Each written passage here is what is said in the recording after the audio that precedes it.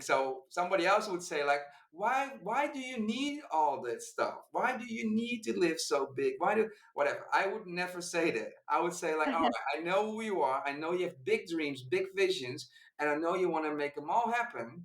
So what we need to do is create a lifestyle that's called a high performance lifestyle that supports you mentally, physically, and emotionally so that you can show up every day doing your best you. Welcome back to Perspective Switch, where we talk about spirituality and self development to offer you new perspectives to see yourself and the world around you. My name is Lonnie, and today's guest is Sho. He is a personal coach located in Amsterdam, and we actually met a few months ago at a co working space in the Netherlands. Welcome, Sho. How are you Hi, today? hi, Lonnie. It's awesome to be here live from Amsterdam to LA. You're based in LA, right? I'm actually in San Diego. San It's Diego. about 2 hours south. Okay, that's why the surfboard. Oh yeah, I have my surfboards in the back. I actually work for a surfboard company Mm, and I do their accounting and finance. cool, cool, cool. Yeah. California style. Can you tell us a little bit about yourself and what you do currently and how you help people? Yeah, so basically, I call myself a high performance life coach, and it's basically because I target a specific type of people that want to get the best out of their lives, not in a way of like being the best at your job or being the best before because you want to have some kind of prestige or status or whatever. It's more about people that feel that they have a potential in themselves and want to live that potential. They're eager to explore that potential. They're eager to create a life that is in line with what they feel they can be. So high performance is much more aimed at that part, and that's also my mission because when I started, I wanted to help people create lives that truly fulfill them because I see people get sick if they live. If they're not meeting their potential or if they are settling for less than that they think they can, it causes stress. So I saw that a lot in my environment, and I thought, like, you know what? I want to be there for people who feel like they're underperforming and feel that they're being getting depressed or stressed or burnout because of that, and I want to help them find their true self and their gift, their innate gift, and help them live it. Because I think if you live from within, from in line with your innate gift, you'll be happy, but you also be a very powerful and positive force in the world. So it's a win-win. So that's basically what I focus on, and I do that in a various ways. One-on-one coaching. I write online courses. I do workshops, seminars, basically everything that I can do, which is in line with my innate talent, to inspire, motivate, and help other people. And if you could sum it up, why did you decide to be a coach? Because I went through a lot of those things myself. So when I grew up, I went through depression. I ended up on medication, and I was even told that I would have to learn how to live with it. And that for me was a breaking point. It was also a changing point because when I when my therapist told me that, I was like, hell no, this is not what I believe in. I believe that I don't believe that I'm sick for life, and I certainly don't believe that I have to live off of medication. So that changed my trajectory, and I went to an orthomolecular therapist, somebody who looks at health and life and happiness from within the body, from body perspective. So she helped me to get into touch with myself again and get physically fit again by advising me on lifestyle, nutrition, sleep, and all kinds of stuff, but also helping me on the personal development side just find my path, right? And so that was my first experience.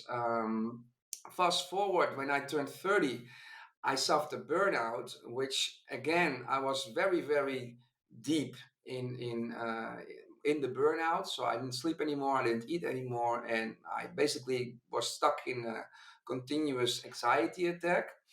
But again, I knew like I don't need to go to the regular traditional medicine path because they're just gonna tell me to sit at my house and take a rest. But that's not what I need. So I went straight to the same therapist. And again, she helped me through lifestyle, personal development to recover. And I made an amazing recovery because I lost 25 kilos. I quit smoking. And in 3 months, I was back at my work, looking amazing, feeling amazing, up until a point that people didn't recognize me anymore. And Yeah. when I was going to my recovery for my burnout, that's why I realized that I had been given all of those experiences, and now I was ready to share those, but not share it from something I learned in a book. No, now I was ready to share it from my experience in combination with things I learned through self development, to self study. And that made it very powerful. And I realized that I also had some innate gifts, like I communicate easily. I'm somebody who has a lot of energy, can motivate people easily.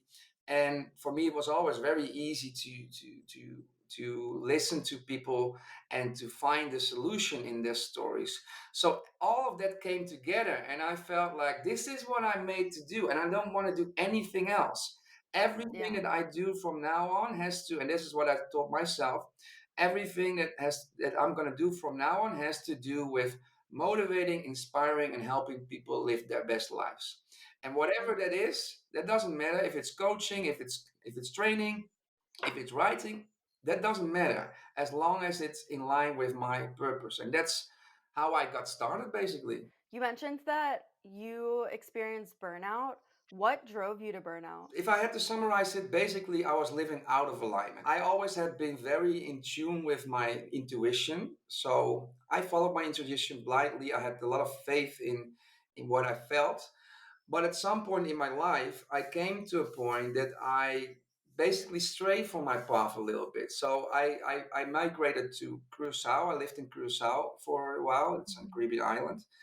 And up until that point, I had done whatever I wanted to, whatever I felt I had to do. Um, but I had not dreamt further than me moving to Curacao. So that was like the end of my dream, my intuition. So when that didn't work out, I came back in the Netherlands, and I kind of fell into the trap that I thought, like, you know what? Maybe my intuition is not the way to go, because I'm seeing all of these people around me and they seem very happy. They have a job, a family, friends, and life and stuff. I was like, maybe I should give it a shot. So I decided to give it a shot and give it 5 years, because after 5 years I could make my conclusion. And that led to me living a life that was totally out of alignment. I had a very boring job. I was working with numbers in a bank. I'm very bad with numbers. I graduated with a 4 on my in my exam, so I'm very, very bad with numbers. I was working with numbers all day long. I had a very repetitive job. I could tell you what I would be doing in 2 months because it was so repetitive. I was among people that were very risk averse, and I'm a risk taker. So everything that I did was basically 180 degrees the other side, the opposite of what I am. So Yeah. that's my hypothesis. So that created internal friction, because I was not living in line with who I am, and then you get friction. So at some point, it just broke. My body said, like, you know what, this sucks. Listen to us. Stop doing Yeah. this shit. Yeah. And that led to me to a burnout. So in my case, my burnout was not so necessarily um, to overwork or to overstimulation. It was much more an internal thing, and Mhm. that causes stress, and that made me, yeah, burn out basically. Even though there's some times that are really painful and uncomfortable for us, like those times are necessary so that we go into like the next phase of our life.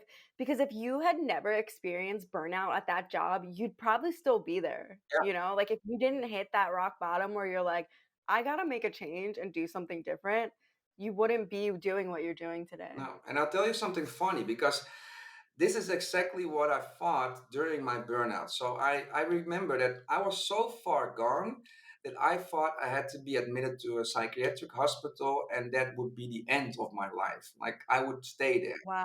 Yeah, I Oh honestly my God. believe that. So Yeah. I could not see how I was gonna turn it around, how I was gonna become better again.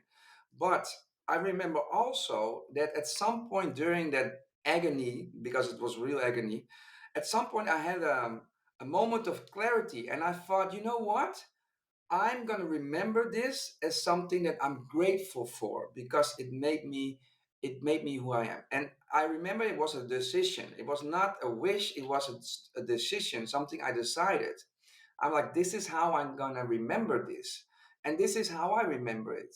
I remember it with I'm grateful that I went through those periods because it made me into who I am and it was necessary to get me on this course again. So definitely, I definitely agree. So I love everything you just said. Just the other day, I think it was Thursday, so it was less than a week ago, I started to get really frustrated with wanting my life to be so like I have a vision. I feel like I have a vision, Mhm, a very clear vision for the first time in my life, and I was starting to get really frustrated. I was like, I just want this to unfold faster. I just want to be over here. mhm, And it felt like it was, like, kind of building over a couple weeks, and then I got to the point where, like, I really felt it intensely, and then I sat in my car and let myself fully express how I was feeling, and that felt like the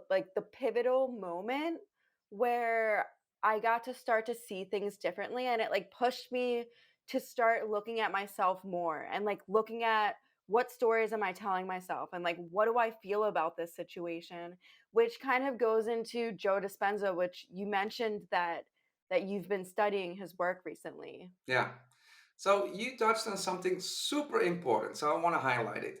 So during my burnout, I was going to this therapist, right, the orthomolecular therapist, and she's basically doubling as a coach, which is on the more mental side and on the more personal development side, and the lifestyle side. And she mentioned something, and I think maybe this was during my depression, but same thing. When you are going through these kind of phases, there's a lot of very powerful negative emotions, right? You're feeling a lot of negative emotions. And Mhm. she had a way of saying some things in one line that made it sense. So she said something like there is no such thing as bad emotions. There are just emotions and they all try to tell you something. They're all there to help you. And I was like, all right, wait a minute, because normally what we do when we label something negative emotion, we try to Yeah. suppress it. And Yeah. and if you look around, most people are suppressing their emotions by ways that are not very constructive. Alcohol, drugs, being busy, watching TV, being on your phone. They're all ways Mhm. of running away from your emotion, suppressing your emotion, or just don't feel it. I don't want to feel it. So I'll go on my phone. But if all emotions are there to help you, whether they feel good or whether they feel bad, what you're actually doing is not listening like a little kid. Like la la la, la I don't hear you. So what happens when a kid starts to is gonna la la la, I don't hear you? The voice is gonna be louder. So the emotions are gonna be louder. So in your case, if you wouldn't have taken the time to allow frustration and listen to it like a voice, like a feedback from your soul, basically saying something to you, then it would just grow stronger and stronger and stronger. And maybe at some point it would explode. And if that happens, that's good because then you cannot ignore it anymore. But in a lot of people, it doesn't come to that point and it stays there or it morphs into bitterness, for example, right? If you have Mhm. a kind of a resentment or disappointment in life and you don't listen to it, you don't act on it, it morphs into something far more toxic, which is not helpful anymore, which is bitterness. It becomes you. So, Mhm. what you are doing very intuitively is exactly what you need to do. You acknowledge the emotions, like, hey, I'm feeling frustrated. I don't know what it means, so I'm going to take some time to sit with it and then reflect, feel, think, but also experience. And then maybe I can listen or learn what it's trying to tell me. Very powerful, and I think that for a lot of people, just applying that reframe, like emotions are not bad or good, they're just emotions, and they're trying to tell you something one way or the other. What do you think some emotions are trying to tell us? Like, what is sadness trying to tell us? What is frustration trying to tell us? What is anger telling us? Yeah, that's the difficult part because they don't have words. So Yeah. emotion, that's always the case. So you feel it, you don't know what it means, then you might go to a phase of frustration or agony or whatever, and at some point it makes sense. But there is always like a lag in that case. Frustration means something is not working, for example. That could be it. It could also be that your expectation is not working, right? So Yeah. you never know what it means until you know the context, Yeah. right? Sadness means, of course, that something made you sad. But if it's a context that something is making you sad, then maybe you should change something, right? Because it's making you sad. Or Yeah. you should change your perspective. You're looking at it as, for example, you can look at somebody died and I'm sad, but you could also look at somebody died and I'm thankful that I knew that person, or I'm inspired by how they lived their life. So it's also how you look at it. But it does try to tell you something about your internal world or about your external world. Let's talk about something that I feel frustrated about because I feel like a lot of people feel this Okay. and I'm sure you felt it too. So I have my Vision Perspective Switch, this podcast, and then I have my accounting job, and I've been getting frustrated. So like I'm trying to switch it so that, well, today's a new day. Like as of last week, I was still getting frustrated. I'm just frustrated that I still have to work at the job, and I'm like, I just want I want to put all of my energy into Perspective Switch, my passion, but like I do still rely on this form of income for right now. Yeah. So if my client tells me this is a very pragmatic one. So if you're frustrated with your job because you rather would do something else, then your frustration is telling you find a way. So find a way.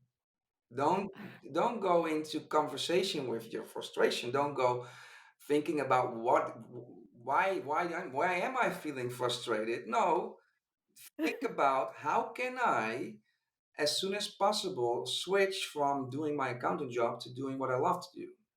Yeah. And so what I'm doing right now is I'm like talking to my frustration like, "Hey, can you just be quiet for like a little bit? Just like a couple more months, like just let us work this out." And it doesn't work. No. No, but I've tried to switch my perspective, so we'll see what this week brings us. So I don't know what your internal dialogue is, but let's say this frustration comes from an inner knowing, like not from your internal dialogue, but more from inner knowing.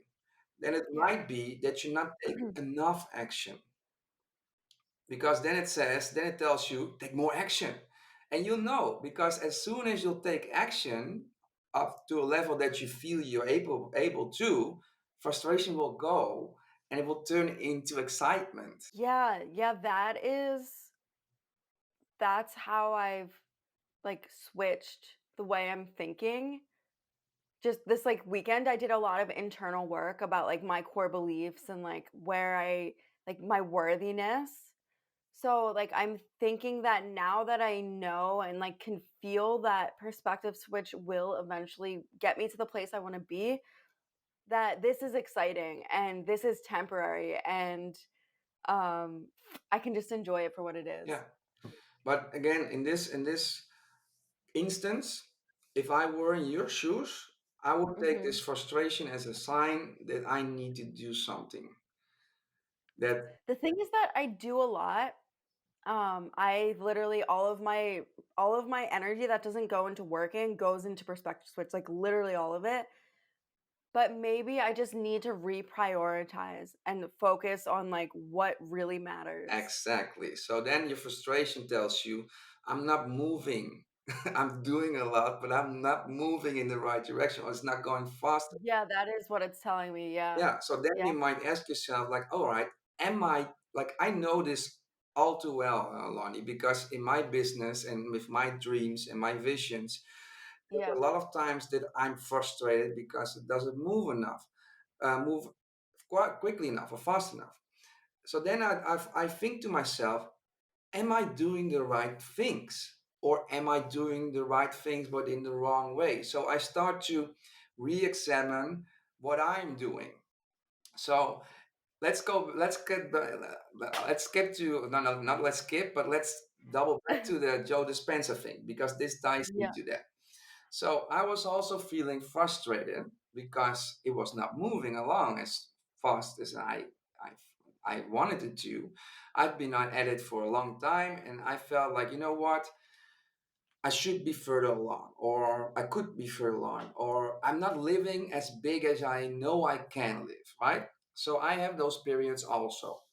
So then I thought, you know what, what could this frustration what is it trying to tell me?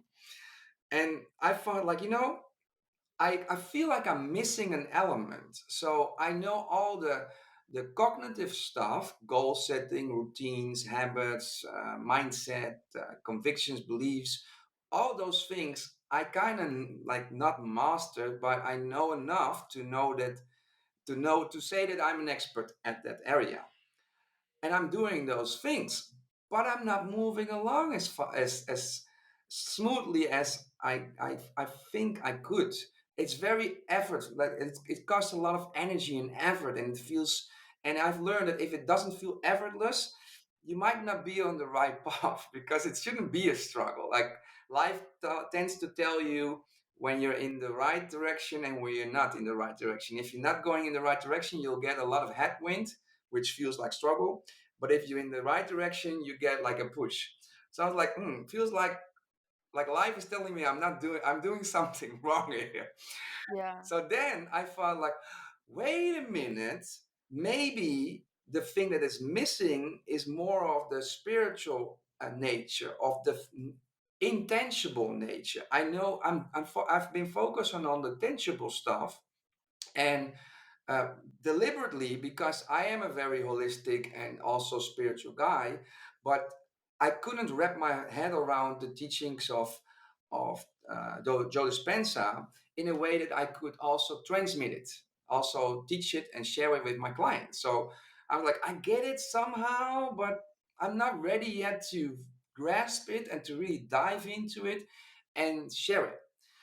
So now I came to this point, and this was my conclusion, like, wait a minute, maybe now is the time. Maybe now it's the time to go into that area of personal development and try to dive in and delve into that area a little bit more and see if there that's the thing that is missing in the equation.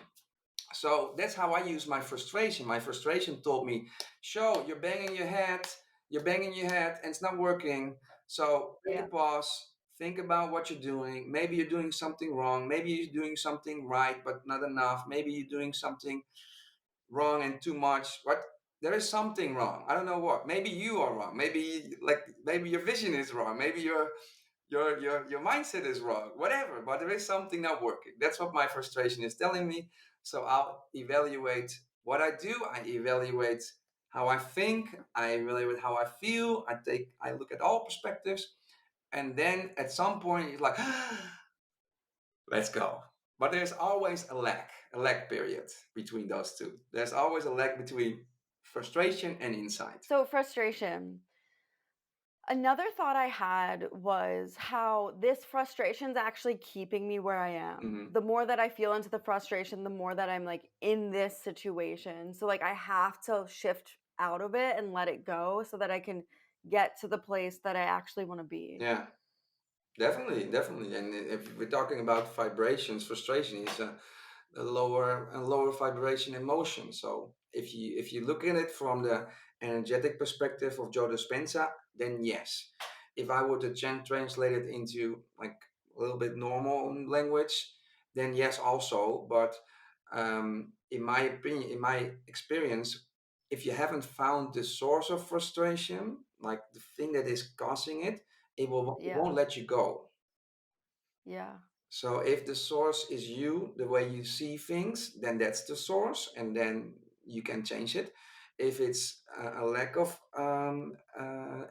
activity, then that's the source you can change. If it's not doing the right thing, that's the source. But it tends to want to tell you something, and you cannot say like, you know what, go frustration, go. What has the past 3 years of your life been like? You mean COVID years? This immediately triggered me thinking about COVID years because Yeah. in my mind those were like 4 years. I don't know if it were 4 years, maybe 3 years. Um, so they were good actually. So I share with you when I was living in Amsterdam, and just before COVID hit, I was still working as a personal trainer before I combined coaching with personal training because I have a holistic view on health and happiness. So I thought, you know what, I want to help people from the physical side, but the real thing that I'm going to do with them is the mindset side. But just before COVID, I said, like, you know what? I don't want to do that anymore because I don't feel that that's the most value I can create in the time that I have. So I want to do that's just also a period of frustration because I felt frustrated because I was not living up to my own promise, right? I felt I could Mhm. not do the amount of good I wanted to do because I was in the gym all the time. And my frustration told me, you know what? It's time to get out of this gym because that's not where you need to be. You've better things to do. So just before COVID, I said like, hell yeah, I'm gonna go. It's time, Tony Robbins style. Let's go for it and burn the ships. So I quit my. I was self-employed, but I had to pay rent. So I said like, done with this contract. Beginning 2019, I was fired up, ready to go. This was what I was waiting for. This is what I had seen for 10 years doing Yeah. workshops. I was doing workshops in English also. So I was excited. And then 2 months in, I was living in Amsterdam. I was having fun. And then 2 months in, COVID hit. The funny thing is that it reminded me when I heard that this was happening somewhere in the world and that it was coming to us. I was living with a friend of mine, and I remember that he got really into the panicking mindset. So he was watching TV all day, waking up with his phone on Instagram, Wow. like Yeah. watching all the news. And I thought like, all right, something is happening in the world. I don't know what it is, but I know what I can control. So again, I made the same promise. I said to myself, I'm going to remember this period of my life as something good, as something that made me grow, some kind of Mhm. investment. So then I thought, how can I make this an investment? And I was like, okay, I can be fitter, like in a better health than that I went in. That's totally within my grasp because I can eat healthy, I can exercise outside or in my room, I can do yoga, I can do all of those things. So there's no reason not to be healthy at the end of this COVID crisis. So I decided I want to get out of this 3 years. I didn't know it was going to last 3 years, but I want to get out of this period being even better shape than I'm now, and I know I can do it. The second one was I can school myself, like I can develop myself professionally. So I decided to dedicate the whole of COVID to learning digital marketing because I know I need those skills in my business. So I was like, all right, I'm gonna dedicate this period to personal growth on marketing. I don't need to. I'm not gonna learn anything about personal development anymore because I know that stuff now. It's marketing, marketing, marketing, marketing, and so those were my two decisions. And I was still working in a co-working space, and the co-working space is part of a hotel, and the hotel was allowed to stay open. So I could still go to my co-working space. There was just not so many people because most people were staying at home, and you had to have this distance. So we did do the distancing thing, but we decided, like, you know what? I don't have to sit here, look out the window, and that's ridiculous. So I'm gonna take my own responsibility, go there and do my thing. So during this period, I had I learned I got to know a lot of people because they were basically people that were kind of in my mindset, so like-minded people. We had very it was not so many people, so you have more of an intimate feeling. So you really have good conversations, and it was really enriching. And another thing is, during that period, coaching was also not happening because coaching means investing money, and people were sitting on their money because they were scared. Well, if you're scared, you're not going to invest thousands of euros or dollars. Yeah. So there was nothing to do as a coach. Luckily, our government has a very good support system, so we got support from the government. But it also meant that I had so much time, and I got so creative that I created an online course in like a month or so, to help people do what I did, turn crisis into growth. That was the title of the course. Because I saw a lot of people get in that fearful mindset. They were watching TV, they were doing the opposite of what I was doing. So I was not watching TV, I was limiting all my media exposure, news, all kinds of stuff.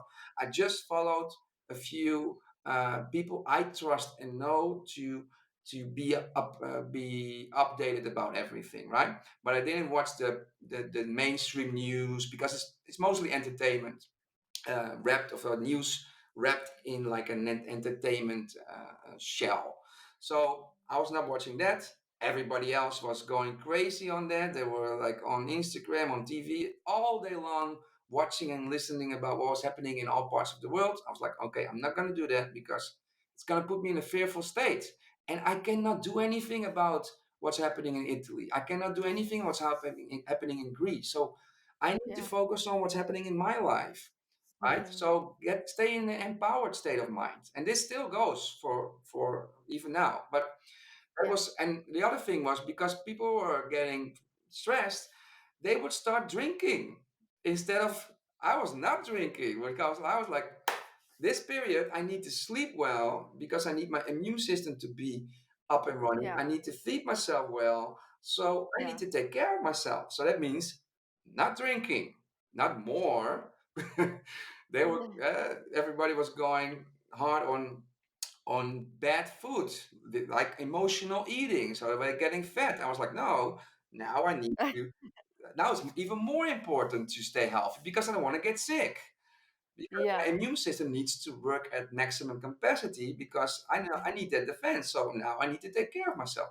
So I made a course based on what I was doing, and it was called "Crisis from Crisis to Growth." So I'm very thankful about the last 3 months. They taught me a lot about me, about myself, about the world, about These last 3 months or the oh, last 3 years. 3 years? Sorry, last 3 years. Oh, okay. Okay.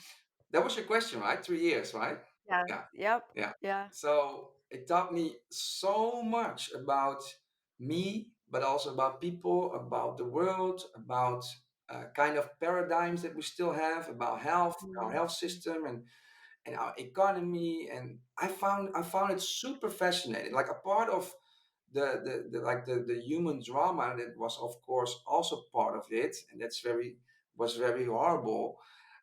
Apart from that, I found it very fascinating to see how our world is and where we are and where we're gonna be and that kind of stuff. I feel like that was the first time ever, at least for since I've been alive, where like the whole world was on the same page. And I'm not saying like the same page is in like a good, like a good thing, but just like the whole world was so in fear and so aware Yeah, of the sickness and what was going on. yeah, we were So all it in the was same. interesting. We were, for the first time in history, I think, in the same situation. Like the whole world was in the same situation, because even with world wars, that was not the case. Yeah, that's why you're right. So why I said the first time in my life is because I was thinking maybe the world war, but no, because everyone was having different experiences with Yeah, the world war, and we didn't have they one were common. affected, but we were all affected kind of the same Yeah, with COVID. yeah, yeah. But at the same time, so like now, by now you know that I have a very positive mindset. So Yeah. there is also so I was thinking, I was very optimistic during COVID because I thought like, oh wow, now everything that's already been there, like under the surface, is coming out, and we're gonna learn from this, right? So for Yeah. example, during COVID, nature started regenerating. All over the world, Oh, there were yeah. reports that the nature started to regenerate because there was less pollution, there was less traffic, less everything. So that to me was hopeful. It was like, oh, see, nature can rebound really easily if we try. It's really like nature is far more resilient than we think it is. So one of those things. Another one was every country went at it differently, right? At the whole COVID thing. So also on that front, if you look at each other, you can learn. You can learn from each other. But the saddest thing is that mostly we don't we don't learn. So Yeah. like not everybody learned from those things, but I think there is a lot we can also, for example, our consumer driven lifestyle. Like at some point during COVID, that was not possible, right? You could not entertain yourself by going out to dinner or whatever. So it was very blatant that our lifestyle is consumer driven. It's really hyper consumerism basically, which is not a good thing. That's a bad thing. Um, I don't think the capitalist system is a bad thing, but the way that we are living like hyper consumers is not a good thing. So but because of COVID, we were forced to stop doing that for a while and to reevaluate like what's really important in my life and then reintroduce it. It's like detoxing on sugar or something, right? You can eat sugar. You don't have to not eat sugar for the rest of your life, but maybe you want to moderate it a little bit. Maybe you want to get this beautiful Belgian chocolate and not go crazy on this licorice every week, right? So that's how Mhm. I also saw it. Like it disrupted your life. It basically made you reevaluate everything you do in life. And then after the COVID crisis was done, you were in the opportunity, in the position to say, like, you know what? I'm gonna I'm gonna keep this. I'm gonna leave this out. I'm gonna insert a little bit more of this, and I'm gonna top it up with a little bit of this. Right? You could make your Mhm. life new. Yeah. Lots of people didn't do that. They went into their old habits, like, oh, finally I can drink again. You can drink, but Yeah.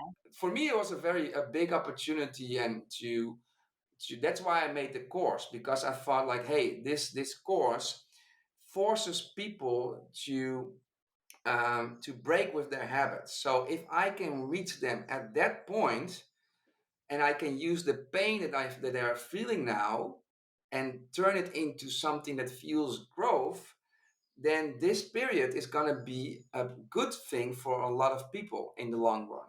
I have a question about the people who have signed up for this course. Mhm. What do they typically look like? Or like what do they typically experience? Do you see a common theme? Yeah, so this was the problem. You remember that I decided to focus on marketing? Yeah. All right, I realized that I'm very good at building courses and creating course material. I'm not so very good at marketing it. So I had a very big problem with marketing my course. So I can tell you because nobody bought it basically. So the thing that I did learn, and this is funny, is that I made this course in April 2020. That was like just after the COVID crisis began, right? Yeah. Yeah. It was not until the year after that people start to get into the mindset that I had made the course for. So I was already thinking about, oh, this is an opportunity. You can use it as a catalyst for growth. And Yeah. they were thinking about, where can I buy toilet paper?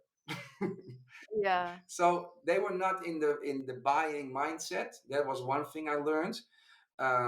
So I learned that I need to really be mindful and conscious about where people are at in their emotional state. Can't you still sell the course, or was it like very specific to COVID? No, and I can still sell it, and I will, because all the things that I mentioned are still very relevant. They can be evergreen. I just have to rewrite a few bits because it was written in the context of COVID. But for Okay. example, the first step is to take control over your media consumption. And this now more than ever is still the case. Like, Yeah, that still applies. yeah, and especially if you're in the US, you're bombarded by things that try to manipulate you in a way. They try to sell you something. They try to sell you ideology or a political view or a project or a service. So you're constantly being manipulated by them, in a sense, Yeah. and they manipulate you by manipulating your emotions. So if you are not shielding yourself from media, if you're not conscious about what you consume, you're basically in an emotional roller coaster all day long. So that's what the first thing I wanted to people to realize, like, hey, you have to be very mindful of what you consume, why you consume it, and curate it, like create boundaries for yourself. So that was the first one, and it was called taking back control about over your emotional state, because a lot of people were in that fearful state because they were constantly being fed all those, or they were feeding themselves all those things to be fearful about. So if you are in that stress mode, in your if your sympathetic nervous system is like hyperactive, you're gonna suffer. So, but they were not realizing that they were doing it to themselves, that it was not the world doing it to them. Yes, there was something happening in the world, but it doesn't mean that you have to focus on it every single day, 24 hours 7. Right? So Yeah. that was the first step. Then the second step was building a foundation. So first step was taking control back over your emotional state. Then deciding on how can I turn this into something good, and then build those lifestyle routines that help you build a good foundation for health, mental health, emotional health, and physical health. And in COVID, it wasn't mostly for mental health and physical health, like physical health to not get sick, mental health to not go crazy. So so yeah, those were the steps. So first the basics, emotional state, building foundation for health, and then they had to think about, all right, I'm here now. How am I gonna turn this into something good? How can I use this into like an investment into my future? Right? And then I triggered them to think about that question the same way I did. Right? If you were not happy back then before COVID, if you were in a shitty job, then COVID was a pretty good time to think about, what would I really want to do if this is over? And maybe I can start to do course X, Y, or Z. And 3 years from now, I'm a self-employed marketeer because I was doing these things during COVID. So I saw a lot of opportunity. So I'm definitely going to reframe this course, but I have to do a little bit of work. So, what do your clients look like? Like, what does someone typically experience like right before they're like, I gotta sign up for Show's personal coaching? Yeah, that's a very good question. So there's basically two groups I focus on. So my passion goes partly towards the younger generation because I see them struggling. So Gen Z, millennials. I know stuff that they don't yet know, and I know stuff they are not being taught. Yeah. So on the one side, I have a very strong like urge to help them, help like Gen Z, younger generation, because I think that they are not getting the foundation that they need to be able to find their way in life. Right? They're fed with a lot of knowledge. You have to get a PhD or master or whatever, and that starts at a very young age. But we're not teaching them about emotions, about mindset, about perspective, about goal setting, all of those things that you need. We're not teaching them, and at the same way, at the same time they're being raised by social media, which means that they are influenced. Their self esteem is being influenced daily, and at the other side they don't have a strong self-esteem foundation because like their upbringing was focused on be this and then you're good, and not Yeah. on I love you because you are you, right? So they have a Yeah. fixed mindset, a fixed a conditional love basically. So whenever, but they are not my paying clients yet because they basically don't have they don't have the urgency yet, they don't feel that kind of pain, and they don't have the spending power yet. So they are not my main audience. My main audience is of my main coaching clients do one-on-one coaching are in their 30th, like millennials like me. Mm-hmm. And they come to a point that they think like, all right, I've got it all, but I'm not happy. I'm not satisfied. I don't feel fulfilled. This is not it. But what is? And then I'll come in and say, all right, if you're there, it's time to get to work because this is not it, right? Life is not about settling. Life is not about working only. You need to find what you really want. So let's think about it. That's also one thing we've never done. Like, have you learned how to define your vision of your life in elementary school or in high school? No.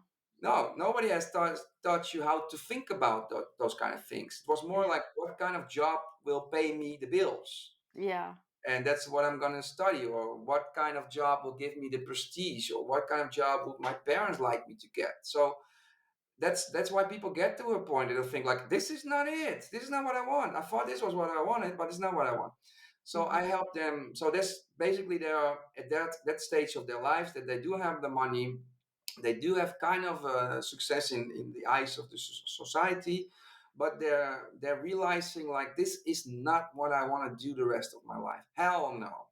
So, but I don't know how. So then I'll help them figure out. I call it their vision of their life. So we create like a blueprint of how would you want to live. And if you know how you would like to live, then you can look at where you are and can start to plot actions. Like, how can I make this into a reality? So that's one. And the other one is high performers. So people who are already doing what they want to do, like me, but are stressed out of their minds, right? They have a company, they have whatever, a high paying job, they love what they do, but they don't have any life. They have destructive habits. They feel they are running into a wall, maybe going to burnout, and they know it's not sustainable. So then they come to me and say like, hey, this is where I'm at.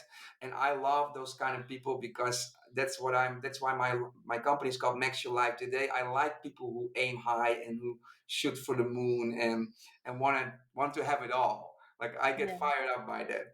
So Yeah. then, so I think, so somebody else would say like, why do you need all that stuff? Why do you need to live so big? Why do whatever? I would never say that. I would say like, all right, I know who you are. I know you have big dreams, big visions, and I know you want to make them all happen. So what we need to do is create a lifestyle that's called a high performance lifestyle that supports you mentally, physically, and emotionally, so that you can show up every day doing your best you, but not in a way that you're getting like stressed out or bored or disconnected from your family, because that's not high performance. That's like a lopsided lifestyle. So those are typically my three audiences basically. Yeah, and again, I love, so sometimes I do talks for universities, and those are the things I love the most, because I do feel like that group is kind of forgotten. It's like I think they've called it the lost generation or something, which I think is insane. If they're not lost, I think they have a lot of potential, but they have low self-esteem. So somebody should say to them, like, there's nothing wrong with you, because they all think there's something wrong with them. There's nothing wrong with you. There's everything right with you. And I would like to say to them, You are the front runner. You are the one that's going to make our world, and we are going to be your followers. So don't fall into the trap of thinking that you are wrong. We are all wrong.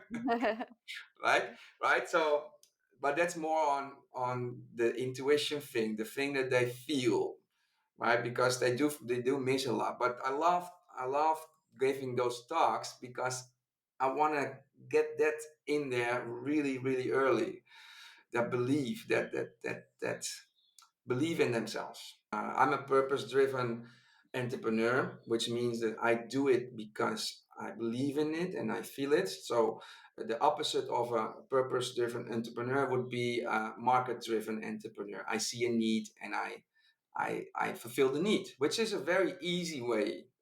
Like I love to be that way because Yeah. it's a lot easier. See opportunity and provide solution. Yeah. I'm not that way. So making my purpose viable is business. I love business. I love being an entrepreneur, but coaching is not the easiest thing to sell. So that has been my biggest struggle, but also my biggest growth path.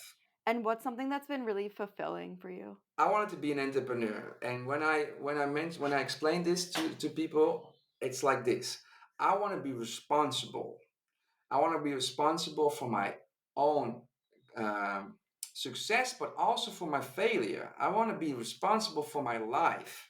My life is my life, and it excites me that I can orchestrate my life. I can design my life. I have the freedom to do that, and it's not always fun. Sometimes it sucks big time, but it is at the end of the day something that, yeah, is fulfilling because you know that you are the one making it happen, nobody else, right? There's not somebody giving you a job and you just have to do it. No, you are creating it, and you can be very proud and grateful and excited about it. So that's something that fulfills me. I love to hear people's stories, like people's dreams. So like Mhm. that's how we met also.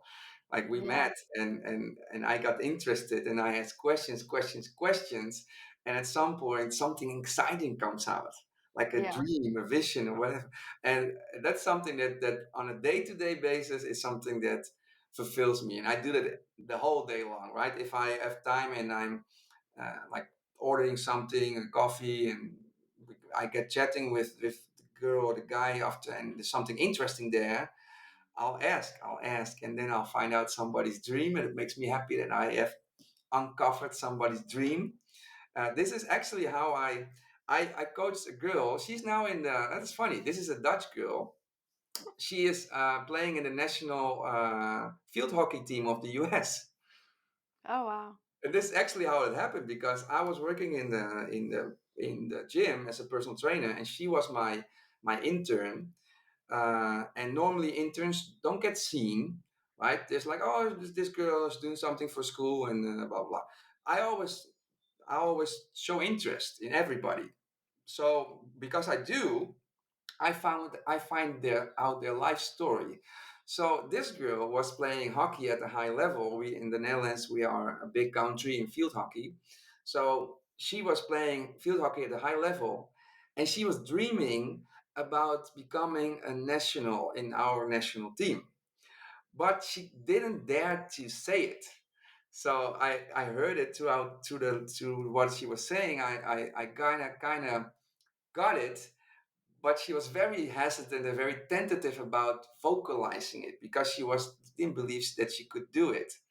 So I made a promise that she was gonna go for it. I coached her free of charge. I did it pro bono, and she got into the national team of the Netherlands, where she was training to become a part of the core team. Then, because she has dual citizenship. She said, like, hell with you. I'm gonna call the head coach of the US or the US team, and I'm gonna ask if they want me, and they took Mhm. her, and now she's traveling Wow. the world. She's living in Brussels she's a paid field hockey player now. So Wow. that's what I love. Everybody has a dream, but you have to first believe in your dream. Like if you don't, you're not going to act on it. So get it out there. And to me, that's the most beautiful thing. If I can get it out somebody's mouth, it's alive. Yeah. Then that's the moment that it becomes alive. That is so beautiful. Yeah. Yeah, it was so cool. This is one of my biggest prouds and my biggest joys because it was so awesome to see her on TV. She's playing. Oh, She made yeah. it. She made it. She made it. She made it. She made it. Like there's no way, no other way around it. She made her dream come true, and she's just 20 something, so she's still got lots of play. But she's now she has her own. She got an apartment from. She was living here playing hockey, and we are not a company of a country that pays a lot. They pay the athletes a lot of money. So she had to work. She was going to school. She was doing hockey, and she was working in like a print shop to earn money for to sustain herself. So it was very hard. But she couldn't focus on playing full time because she didn't get paid enough. So now she's in Belgium. So a Belgian team recruited her, approached her, and said like, "Hey, come to Brussels. Here's your apartment. Here's your car. We pay you full time. You don't have to." So she's not doing anything else than playing hockey now, which is awesome. Like it's and the rest of the time she's traveling to Argentina, New Zealand, India, all of those hockey countries. So yeah, this can be true. If you could send one message to every single person in this world, what would that message be? Believe in your dreams. What do you feel like's been your biggest life accomplishment?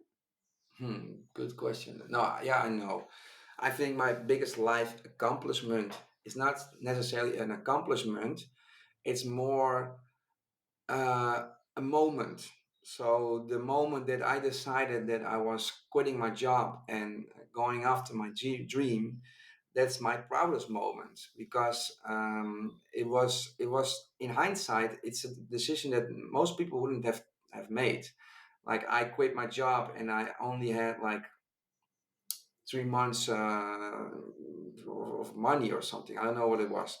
So it was like not three, a little bit more, 9 or something. But it was not so much time. So and I didn't have anything else, and I lived in an apartment which I technically could not pay if I weren't working in the financial industry. But I felt in everything, every fiber of my body that I needed to do it. There was no other choice, and I put it even in a very dramatic way. I said, like, if I don't quit, I'll die because I won't survive this time because I was already so far gone. So for me, it was not even a choice. But in hindsight, I'm super proud and happy that I took that leap because that was basically the start of the rest of my life. So that to me is my biggest accomplishment. In terms of client, it's this girl, the field hockey player. That's definitely the Yeah. yeah. And where can people find you? Yeah, where can people find me? My email is the easiest, hello@show.coach. I'm also on Instagram, show.coach, SHO. Not super active on Instagram yet. I'm still finding my way in all the social media landscape because I do a lot. I also write on Medium, and that's in English also. Okay. Yeah, Amazing. so that might be a good way to follow me. Yeah. Awesome. Thank you so much. Thank you, Lonnie. It has been an absolute blast. I love doing this. I love doing this. I'm thankful that you are doing this and you are hosting these kind of conversations.